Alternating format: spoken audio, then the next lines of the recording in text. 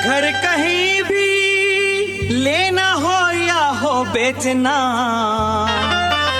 तो हर कोई इनकी देता है मिसाल।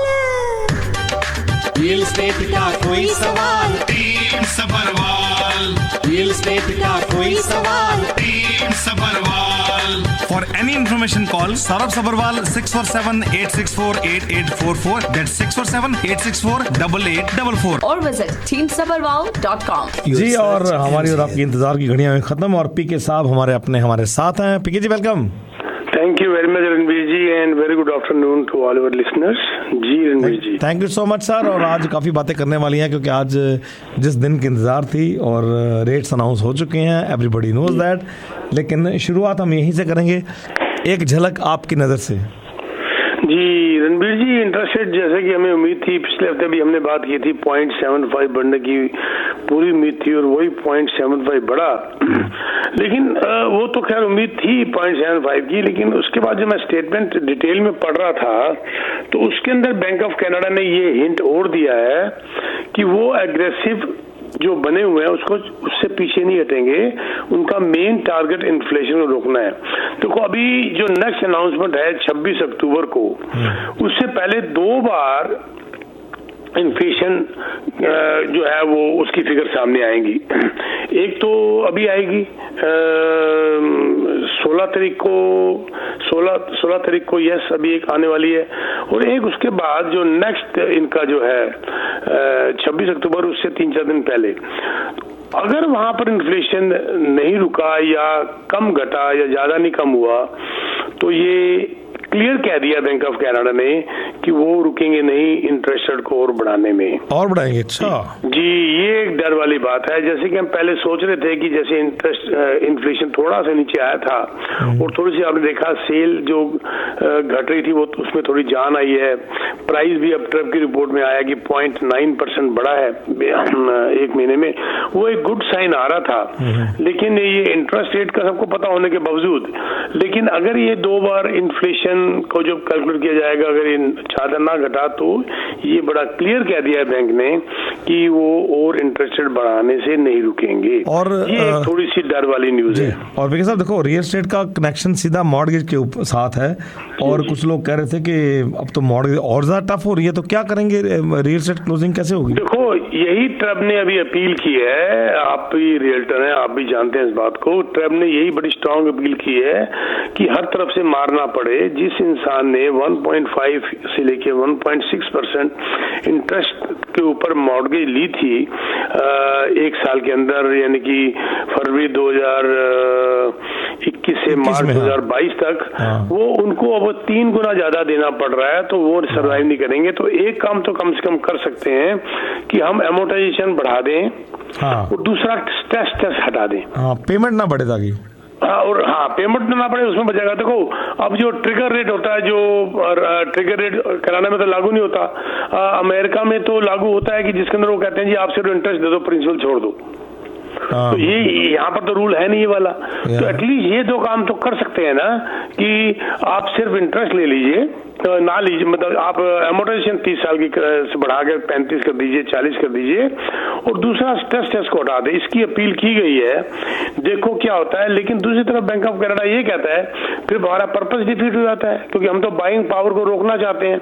हम चाहते हैं कि लोगों की बाइंग पावर थोड़ी कम हो ताकि वो खर्चा कम करें, और खर्चा कम करें तो सप्लाई और डिमांड के बीच में एक बैलेंस बैठे, और जब वो बैलेंस आएगा तो इन्फ्लेशन नीचे आएगी। वैसे बात है जी। सुनने में यह है कि शायद आई थिंक स्कॉशिया बैंक वाले साथ वो रेट बढ़ाते रहते हैं, अमाउंट बढ़ाते रहते हैं, बाकी बैंक वाले अमाउंटेशन बढ़ा देते हैं, पेमेंट नहीं बढ़ती। अमोर्टाइजेशन तो 30 ऊपर है ही नहीं ना जी यहाँ पर कनाडा में। तो इसीलिए वो इसी की अपील कर रहे हैं कि इसको 35 करो या 40 करो। जैसे अब CIBC है, अब देखो CIBC ने जो अपनी रिपोर्ट में कहा, उनका नाम कैरिन कार्बोन्यू, ऐसे नाम बोला नहीं जाता, चार्बिन्यू कार्बोन्यू, CIBC के जो एग्जीक्यूटिव डायरेक्टर हैं और सीनियर इकोनॉमिस्ट हैं, वो कह रहे हैं कि अभी बैंक को थोड़ा सा, बैंक ऑफ कनाडा को थोड़ा ब्रेक ले लेना चाहिए। इतनी जल्दी झटका ना दे, थोड़ा ब्रेक लें, थोड़ा इन्फ्लेशन को रुकने में थोड़ा टाइम दें। मतलब कि ठीक है, ये झटके से एक मिनट 1.5 मिनट में बढ़ाना, उनका ये मानना है कि थोड़ा उसको ब्रेक दिया जाए और थोड़ा इसका असर होते होते टाइम लगेगा, तो उस टाइम का थोड़ा सा कुशन रखा जाए, उनका ये मानना है। अब देखो कुछ और इकोनॉमिस्ट इसकी रिपोर्ट कल परसों तक और लेके आएंगे, देखो वो क्या कहते हैं। अदरवाइज ये तो हमें पता ही था कि आज जो है 0.75 रेट बढ़ना है। अब आगे वाली बात क्या है वो खुदा जाने, क्यों जी। That's right. और ओवरऑल देखो फर्क तो पड़ेगा। एक और मैसेज मुझे आया, कहते जी आई एम इन्वेस्टर, तो कब तक उम्मीद है हम वो दिन दोबारा देख सकते हैं, क्या हमारी प्रॉपर्टी की मल्टीपल लिस्टिंग होगी? देखो जी, बात ये दिन तो आते रहते जाते रहते, हमारी जिंदगी में कई बार ये दिन आए, कई बार ये दिन गए। सही बात है। पर अब ये मान के चलो कि 2023 बड़ा क्रूशियल ईयर होगा कैनेडियन रियल एस्टेट के लिए। 2023 22 तो खैर अब ऑलमोस्ट गया खत्म जी, 3.5 महीने रह गए। लेकिन 23 जो है वो 2023 will be year to watch. बहुत उबड़ खाबड़ होगा, बहुत ऊपर नीचे होगा। जो सॉलिड हैं, जो संभल के चल रहे हैं, वो संभले रहेंगे, बल्कि उल्टा और कमाएंगे। जिन्होंने जुआ खेला या जिन्होंने स्पेकुलेशन करी, जिन्होंने अपनी हिम्मत से ज्यादा लिया या जिन्होंने दिखावा किया, उनके लिए बुरा वक्त आ सकता है, जो कि गलत बात है। अब क्या कर सकते हैं, कोई रोक तो सकता नहीं, अपना बीजा हुआ खुद ही खाएंगे। और we can take couple of calls, यदि किसी का सवाल हो तो गिव अस अ कॉल 4165930055 और line 1 please. Next. Hello good afternoon Ranveer ji, कैसे आज आपके ठीक ठाक हैं? जी बिल्कुल बढ़िया सर, आप ऑन एयर हैं, बताएं क्या सवाल। ठीक है, सबसे मैं एक बात पूछूंगा, जैसे भी रेट ऑफ इंटरेस्ट बढ़ा रहे हैं, ये इन्फ्लेशन को कंट्रोल कर रहे हैं, तो इकोनॉमी आपकी जो क्रश हो जाएगी, या लोग जो हाउसिंग मेंटेन नहीं कर सकेंगे, जो प्राइम घर पे रह रहे हैं, अपने ओन घर में रह रहे हैं, उनकी मॉर्गेज तो बढ़ेगी नहीं। अगर रिविजन होता है, आपकी मॉर्गेज आती है रिवाइज होने या जो भी रिन्यू होने, तो वो कहाँ से मेंटेन करेंगे अपनी लिविंग। और बात आप ये देखें कि रेंटिंग तो कम हो नहीं रही, रेंटल तो अपने आप आसान से बातें कर रही है। 2 बेडरूम का अपार्टमेंट एक रीजनेबल एरिया में $2,500 से कम नहीं आ रहा है, 2400-2500 प्लस यूटी। कैसे आप मेंटेन करेंगे? आप आवाम को क्या रोड पे आना पड़ेगा क्या खुलास तक? तो मुझे ये इसी तो कह रहे हैं बैंक ऑफ कनाडा में हम ये तो कहा है, चाहे उनको रिसेशन लाना पड़े, इन्फ्लेशन तो रोकना ही पड़ेगा। सॉफ्ट रिसेशन की तो अब झलकियां नजर आनी शुरू हो गई हैं, लेकिन वो कह रहे हैं बड़ा क्लियरली कि भाई इन्फ्लेशन एक बहुत बड़ा, जिसे कहते हैं, एक मुद्दा उनके सामने है, जिसके लिए वो कुछ भी करेंगे। वो तो इन्फ्लेशन देखो ना, आप कह रहे हैं कि वो मॉर्गेज के लिए कहा जाएंगे। एक आम आदमी जिसका घर नहीं है, रेंट भी नहीं दे पा रहा, उसके लिए इन्फ्लेशन 7-7, 8-8% बढ़ जाना, सब्जी नहीं खरीद पा रहा, ब्रेड अंडे भी नहीं खरीद पा रहा, ग्रोसरी नहीं पूरी कर पा रहा, उसको तो मार चारतों से पड़ रही है। वो ये कह रहे हैं कि जो इंसान जिसे कहते हैं घर नहीं है, जिसके पास वो एक तो घर नहीं है, कम से कम इतना तो इन्फ्लेशन को हम कम करें ताकि अगले को रोटी जो है वो एक ढंग की मिल जाए। यहाँ तो परेशानी इस बात की आई हुई है कि लोग सब्जी नहीं खरीद पा रहे, खाना नहीं खा पा रहे, तो वो इन्फ्लेशन एक बहुत बड़ा, एक कहते हैं white elephant sitting in the room वाली बात है कि उसको निकालना बहुत जरूरी है वहां से। जी। और पीके साहब एक और मैसेज आया लंबा चौड़ा सा, उन्होंने ब्रीफ में मैं समझाता हूँ। उन्होंने यही पूछा है कि आपको क्या लगता है कि अभी इन्फ्लेशन नहीं आई या आने वाली है, और यदि आती है तो कितनी देर ये रहती है और क्या नुकसान होगा एक आम आदमी को? नहीं, इन्फ्लेशन नहीं, रिसेशन। इन्फ्लेशन तो है ही ऑलरेडी, इन्फ्लेशन तो ऑलरेडी 7% है। इसको देखो, अब जो 16 तारीख को रिपोर्ट आएगी, देखो उसमें कितनी नीचे आती है, ये देखने वाली बात है। ऊपर तो जाती नहीं, अब सीधी बात है, नीचे ही आना है। इसने जिस हिसाब से इतने एग्रेसिव स्टेप लिए हैं, इन्फ्लेशन नीचे आना, पर इनका टारगेट जो है 3% का है। कहने को चाहे 3% कहते रहे, they will be very happy if they touch 5%। अगर वो 5% तक ले आएंगे तो उनका पर्पस कामयाब हो गया, फिर वो डिफरेंट तरीके से इन्फ्लेशन को नीचे लाने की कोशिश करेंगे। लेकिन कहने को जो कहते रहे जी हमने 2.5% लाना है, 3% लाना है, ठीक है वो लाना है, हम भी चाहते हैं लाना, लेकिन जिसे कहते हैं वो ला पाएंगे कि नहीं ला पाएंगे। उम्मीद तो है कि अब ये हालात ऐसे नजर आ रहे हैं कि इन्फ्लेशन नीचे आएगी। बाकी वो जो भाई साहब पूछ रहे हैं, शायद उनका मतलब रिसेशन से होगा, रिसेशन आई कि नहीं आई वाली बात कर रहे होंगे, शायद यही होगा। हाँ, शायद उन्होंने रिसेशन की जगह इन्फ्लेशन कह दिया होगा। हाँ जी, तो रिसेशन जो है वो सॉफ्ट तो नजर आनी शुरू होगी। अच्छा, हालात तो नजर आने शुरू हो गए, दूर से बादल मंडराते नजर तो आ रहे हैं, पर मैं इसको रिसेशन अभी कहूंगा नहीं। पर इन्होंने साफ कह दिया कि रिसेशन लाने पर लाएंगे। मैं बता दूं आपको ये बात, सितंबर है, नवंबर तक सारी पिक्चर क्लियर हो जाएगी। ओके, नवंबर तक सारी पिक्चर क्लियर हो जाएगी, आप देख लीजिएगा। ठीक है। और line 1 next please. Hello, I am on the air. जी प्लीज। सर जी, सबरवाल जी, मेरा इनकम 115,000 है और मेरे पास अभी एग्जिस्टिंग सेमी डिटेच है जिसका रिन्यूअल ये नेक्स्ट ईयर अक्टूबर में आने वाला है। मेरा तकरीबन 470,000 जितना है मॉर्गेज जो रिन्यूअल आएगा। That is number 1। और नंबर 2 कि मुझे मेरे पास अप्रोक्सीमेटली 250,000 अप्रोक्सीमेटली मैं या 300 तक मैं इन्वेस्ट कर सकता हूँ और मुझे डिटेच हाउस लेना है। तो एक तो मेरा रिन्यूअल मुझे कैसे करना चाहिए अक्टूबर में, और अगर डिटेच हाउस लेना है तो कब लेना चाहिए? आपका सेमी कितने का होगा इस वक्त? सेमी मेरा 200 स्क्वायर फीट का रेक्सडेल में है। 2013 का ब्रांड न्यू मैंने लिया था। तो अंदाजा बता दीजिए क्या कीमत है मार्केट में? 1.2 दिख रहा था जब ये एकदम हाई हो रहा था। 1.1 मिलियन लगा लीजिए। सर आप अभी डिटैच नहीं ले सकते सर, क्योंकि आपकी जो इनकम है, क्योंकि जब आपका रिन्यू आ रहा है तो आपकी अब क्योंकि आपका जो है बढ़ गया, क्वालिफिकेशन बहुत ज्यादा महंगी हो गई, तो आपका जो अभी 470 है वो आपकी इनकम से बिल्कुल मैच करता है। बैंक बड़ा खुश होकर आपका रिन्यू कर देगा, लेकिन आपका ये डिटैच घर में जाने के लिए 2.5 लाख में आप डिटैच घर में नहीं जा सकते। हालांकि आपको डिटैच घर मिल जाएगा, मैं ये नहीं कह रहा नहीं मिलेगा, पर सर मैं अक्सर कहा करता हूँ जब तक 35% से 40% का गैप ना हो, डिफरेंस ना हो, आप नए घर को एंजॉय नहीं करते। बड़ा टाइट होकर आप डिटैच कर ले सकते हैं क्योंकि आपका 250,000 का क्वेश्चन है। आप मुझे अगर कंटेक्ट कर ले, मैं आपको नंबर देता हूँ तो मैं बैठ के सारे नंबर आपके साथ कैलकुलेट कर लूंगा और आपको बता दूंगा। लेकिन आप जाइएगा अभी वेरिएबल के लिए, क्योंकि कभी भी आपको बीच में बड़े घर में जाना पड़ जाएगा। और जो ये फिक्स्ड में और वेरिएबल में अभी जो फर्क चल रहा है 1% तक का फर्क चल रहा है। अगर इससे कम है तो फिर आप सोच सकते हैं फिक्स्ड, लेकिन अगर 1% या ज्यादा का फर्क है तो आप वेरिएबल में ही जाइएगा। एक तो पेनल्टी नहीं लगती, बहुत कम लगती है। हाँ, तो मैं रिन्यूअल वेरिएबल में करूँ और मुझे ये घर में करिएगा। जी वेरिएबल में करिएगा। ठीक है सर, मैं I will call you sir, I will call you. मेरा नंबर है ना आपके पास? Yes I have.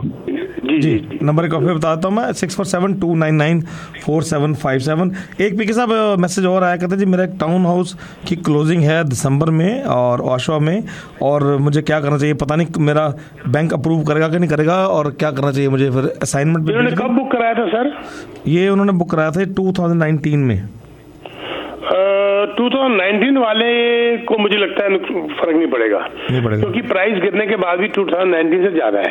हाँ, तो इसलिए इनको फर्क नहीं पड़ेगा जी। ठीक है, इनको इनके अप्रेजल में कोई फर्क नहीं आएगा। अप्रूवल के लिए इनको अभी सोच लेना चाहिए था। अगर कहते हैं बैंक अप्रूव करेगा नहीं करेगा तो फिर इनको बुक करते हुए सोचना चाहिए था। अप्रूवल का इस बात से कोई ताल्लुक ही नहीं है। तो सिर्फ अप्रेजल का झगड़ा है इस वक्त बहुत बड़ा। अगर इन्होंने 2019 में लिया था और इनकी इनकम जस्टिफाई कर रही थी, इस बात को बैंक भी समझता है। 19-20 का फर्क है, पर अगर अप्रेज वैल्यू में फर्क आता है तब बैंक बोला जी डिफरेंस लेके आओ। पर इनके केस के अंदर अप्रेज वैल्यू जो इनकी बुकिंग वैल्यू से ज्यादा ही रहेगी। 540 तो मुझे लगता है भाई साहब ठीक है। 540 का बुक किया था जी। हाँ बिल्कुल, खुश रहे हैं, बिल्कुल ठीक। इनको डर की जरूरत नहीं है, इनको बदहजमी करने की जरूरत नहीं है, दूध का गिलास पिए बैठकर। That's right. जी। तो अभी साथ साथ कुछ प्रोजेक्ट के बारे में बता दें कि अभी कौन सा प्रोजेक्ट आप कर रहे हैं? प्रोजेक्ट रणबीर जी बहुत है मार्केट में, अब तो लगभग सारे प्रोजेक्ट मार्केट में आगे। बिल्डर हर प्रोजेक्ट अपना निकालना चाहता है। कल सुबह मेरी 12 बजे मेरी मीटिंग है लेंटारा के साथ भी। 1-to-1 मीटिंग है हमारी लेंटारा के साथ। उनके एक ग्लेन हिल जो प्रोजेक्ट है बड़ा जबरदस्त जो है वो उसके बारे में बात करने जा रहे हैं, और बिल्डर से कुछ हम नेगोशिएट करना चाहते हैं कि कुछ अगर हम कुछ हमारे कुछ अंदर इंसेंटिव दे तो उस प्रोजेक्ट को निकाला जा सकता है। और बिक भी रहा है, हालांकि बहुत सोल्ड आउट भी है, लेकिन हम बिल्डर से बात करने जा रहे हैं। You never know. और इनके 1-2 प्रोजेक्ट और भी हैं, हम बात करने जा रहे हैं। इस वक्त मेरा मतलब कहने का ये है कि लगभग हर बिल्डर अपने प्रोजेक्ट्स को निकालने के लिए इंसेंटिव दे रहा है, लेकिन हर एक के इंसेंटिव देने की एक लिमिट है। बिल्कुल सही है। लिमिट इसलिए है कि वो अपनी कॉस्ट से नीचे तो जा नहीं सकता। और जिस बिल्डर के 70% प्रोजेक्ट बिक गया है वो फिर भी कोशिश करेगा चलो जी बाकी का चलो 10-15% जो है सारा दिन नहीं बेचेगा, थोड़ा कॉस्ट के ऊपर से बेच दो लगभग, ताकि मेरा एक कंस्ट्रक्शन स्टार्ट हो जाए। तो मैं ये कहना चाहूंगा कि प्रोजेक्ट बहुत है मार्केट में, जल्दबाजी मत करिए आपको ये देखना है कि इसकी क्लोजिंग कब है, कंपैरेटिव प्राइस मार्केट में क्या है, उसके अप्रेजल में क्या प्रॉब्लम आ सकती है, आपकी इनकम जस्टिफाई कर रही कि नहीं कर रही, एरिया कौन सा है। कुछ एरिया ऐसे हैं जहाँ पर प्राइस और भी ज्यादा गिरने की उम्मीद है, कुछ एरिया ऐसे हैं जहाँ पर ऑलरेडी गिर चुके हैं, आज ज्यादा गिरने की उम्मीद नहीं है। तो ये बड़ा इंपॉर्टेंट है। मैं एक नटशेल में बात करना चाहूंगा कि we have almost all the projects. आप हमें सिर्फ कांटेक्ट कर लीजिए one window service and will discuss. इस वक्त जो है अभी हमने थोड़े से 10-12 यूनिट और निकलवाए हैं डिजाइन डिस्ट्रिक्ट हैमिल्टन में, उसके अंदर भी वो बड़ा इस वक्त मेरे हिसाब से हाई राइज के अंदर बहुत कंपेटिटिव प्राइस के अंदर उन्होंने निकाला हुआ है एम्बलम ने, प्लस लो राइज के अंदर भी बड़े अच्छे प्रोजेक्ट्स हैं हमारे पास। अब हमें कांटेक्ट कर लीजिए 647-299-4757। जी, और कुछ कॉल्स लेते हैं। Next please. हेलो जी सबरवाल जी, आपसे एक सवाल है और ये सवाल का जवाब रियल एस्टेट में जो भी एशियन में सिर्फ आप ही दे सकते हो और कोई नहीं दे सकता। हुक्म करिए सर। सवाल ये है कि अभी जिस तरह की सब चीजों पे आपकी नजर है और काफी गहरी नजर है, तो ये जो इस वक्त जो इंटरेस्ट रेट है, कंस्ट्रक्शन के लाइसेंस कम मिल रहे हैं, परमिशन कम मिल रहे हैं, प्रोजेक्ट्स फेल भी हो रहे हैं, बिल्डर्स भी डरे हुए हैं और बायर्स भी कुछ डरे हुए हैं, कुछ मिक्स का है, तो आपके ख्याल में अगले 2 साल में सिनेरियो क्या डेवलप होगा? क्या प्रॉपर्टी की वैल्यू जो पिछली वैल्यूज है उससे जंप कर जाएगी क्योंकि सप्लाई और डिमांड तो बैलेंस नहीं हो रहा है? क्या कहते हैं आप? मेरे हिसाब से जो मेरी कैलकुलेशन कहती है, आज जो प्राइस है 2 साल के बाद, आपको शायद गुस्सा आएगा मेरी बात सुनकर, पर पता नहीं की खुशी होगी, मुझे नहीं पता। मैं गिरने के बाद फिर बढ़ने के बाद आज से 2 साल के बाद सिर्फ 6% ऊपर जाके जा सकता हूँ, इस ऊपर में जा ही नहीं सकता। बस टोटल 2 साल के अंदर, यानी कि मेरे हिसाब से 2-4% मार्केट गिरेगी भी, उसके बाद 8-7% बढ़ेगी अगले साल नहीं, उसके अगले साल। तो 2-2.5 साल के अंदर 5 से 6% टोटल आप प्राइस ऊपर देख सकते हैं, जबकि इन्फ्लेशन जो है वो मेरे हिसाब से 5% से नीचे नहीं जा सकता। जी, और नेक्स्ट कॉल प्लीज।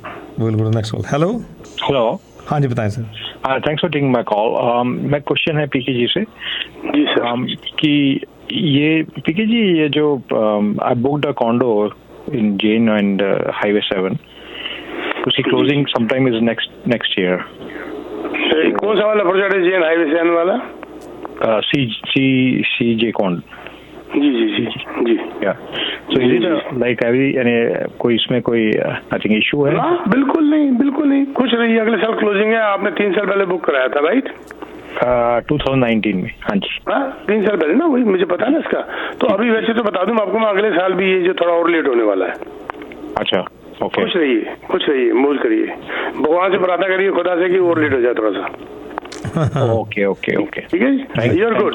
19 वाले सब गुड है मेरे हिसाब से, 19 वालों को कोई परेशानी नहीं आने वाली। ओके, तो प्रॉब्लम अभी जो इस साल बुक किया उनको आ रही है? इस साल और पिछले साल। ओके। 21 बुक करने वालों को परेशानी आने वाली है जिनकी क्लोजिंग जल्दी है। अगर 21 में जिसने बुक किया और उसकी क्लोजिंग 4 साल बाद 25 में है, कोई दिक्कत नहीं है। 24 में भी है तो मेरे हिसाब से कोई दिक्कत नहीं है।